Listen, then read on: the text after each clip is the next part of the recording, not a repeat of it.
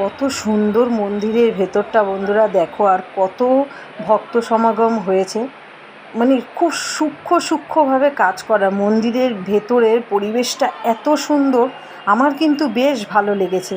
আর মানে একটা আধ্যাত্মিক ভাব তো অবশ্যই রয়েছে। প্রত্যেকে খুব মানে কত করে দেখছে, তোমরা দেখো কত সুন্দর লাগছে। আমার কিন্তু ভীষণ ভালো লাগছে। আর এটা একটা আমাদের পশ্চিমবঙ্গবাসীর কাছে ওপরই পাওনা, এত সুন্দর মন্দির। জগন্নাথ দেবের মানে স্থান বলে কথা, সেটা সুন্দর হবে না তা কি হতে পারে? ভীষণ ভীষণ সুন্দর। আমার কিন্তু সেই বৃন্দাবনের মন্দিরগুলোর কথা মনে পড়ে গেল, যে এত সুন্দরভাবে সাজানো।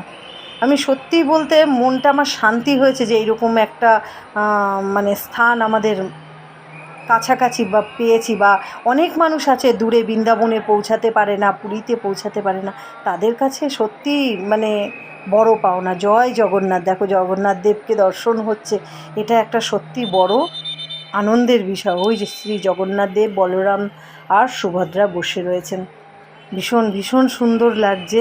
আর তার পরিবেশ, আর যেমন মন্দিরের মানে কারুকার্য অসাধারণ বলতে গেলে, সত্যি আমাদের কাছে একটা বড় পাওনা। আর এখানের মানে সিকিউরিটি সিস্টেমটাও ভীষণ ভালো, আমার কিন্তু বেশ লেগেছে। তোমরা একবার যেয়ে দেখতে পারো।